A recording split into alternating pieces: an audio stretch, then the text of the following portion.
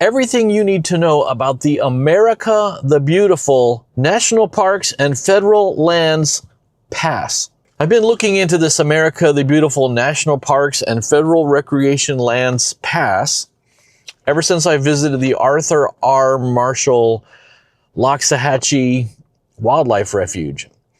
And that is part of the Interagency Pass program, where some national parks, some national lands, some federal BLM land, some state parks, and some state wildlife refuges all work together to come up with a comprehensive plan that you can sign up for and get an annual pass. And then you don't have to give them money every time you go in. So I've been reading the brochure and I'm going to share with you what I figured out. So right off the bat, right up front, I'm going to tell you what the cost is, because that's what a lot of you probably want to know, is how much does it cost? So it's $80 a year for regular folks. If you're military, you can get the annual pass or you can get the lifetime pass for free. If you're in the military now and you don't think you're going to be in the military for much longer, get the lifetime pass now. It's for a lifetime, it's free, and it's going to last the rest of your life, even when you're out of the military. If you're 62 and over, you're a senior. Like it or not, you're a senior, and that's $20 for a one-year pass or $80 for lifetime, which is interesting.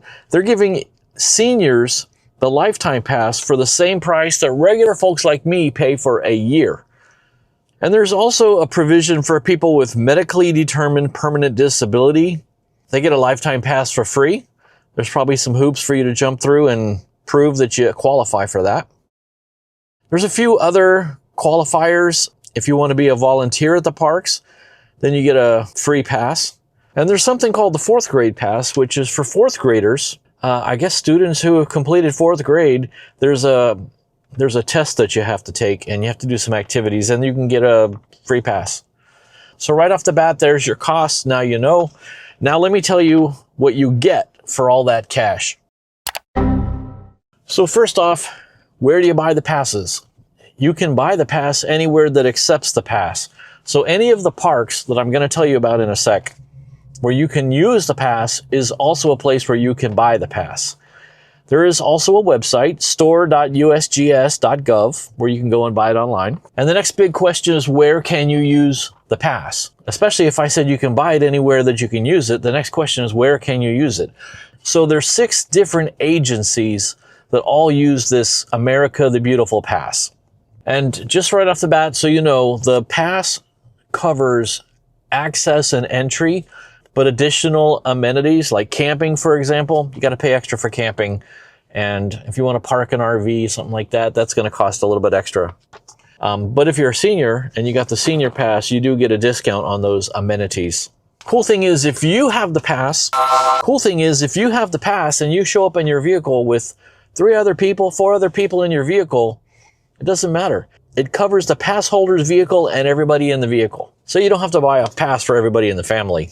So this pass will get you into over 2,000 different sites in the country. Places like Mount St. Helens Park, the Grand Canyon, the Red Rocks, or the Okefenokee National Wildlife Refuge here in Florida, something I'm going to check out. So $80 gets me in for the year. If you're over 62, $80 gets you in for the rest of your life. I guess they figure once you're over 62, you ain't going to stick around anyway. I think it sounds like a pretty good deal. To get into the parks without one of these is typically about $10.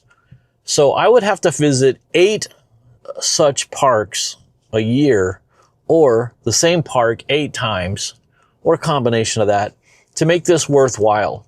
But I also think that if I had the annual pass, it would encourage me to go more. Like, for example, I probably wouldn't go down and visit Shark Valley knowing I had to pay $10 to get in, because is there really that much that I'm going to enjoy looking at? I don't know, maybe. But if I had already bought the pass and I already paid my $80 and now I know Shark Valley's free, boy, I'm probably going to pull into Shark Valley Park every single time I'm down there. And I pass that thing, seems like at least once a month, because I'm up and down the Tamiami Trail all the time, going to Loop Road and Everglades City and Jane Scenic Drive, and all the other cool parks and wildlife areas out in the Everglades. So if I paid the 80 bucks, I think it would encourage me to go to a lot of places that I wouldn't go today. So don't just think off the bat, oh, I'm not going to go to 8 parks this year to make it worthwhile. Look at it as, if you sign up for the pass, it'll encourage you to start going to more parks than you would have. At least that's how I see it. All right, well, my friend's plane lands in 10 minutes, and I guess I'll just hang out here at the cell phone waiting area and wait for their text message to drop in. I like to watch the Flight Aware website to see the progress of their plane and watch when it's coming in. And from here at the cell phone waiting area, I can see the planes approach. So when their plane comes in, sometimes I'll even snap a photograph of their plane and send it to them before they land. I know it's weird. Thanks for watching the video, my friend. I appreciate you folks for sticking around, enjoying the videos. Leave me a comment down below. I would love to hear from people that already have this pass. And if you're thinking about getting it like me, leave me a comment. Leave me a comment telling me what you think and which direction you're leaning, because I haven't fully made up my mind yet. I'm still open to be convinced either way.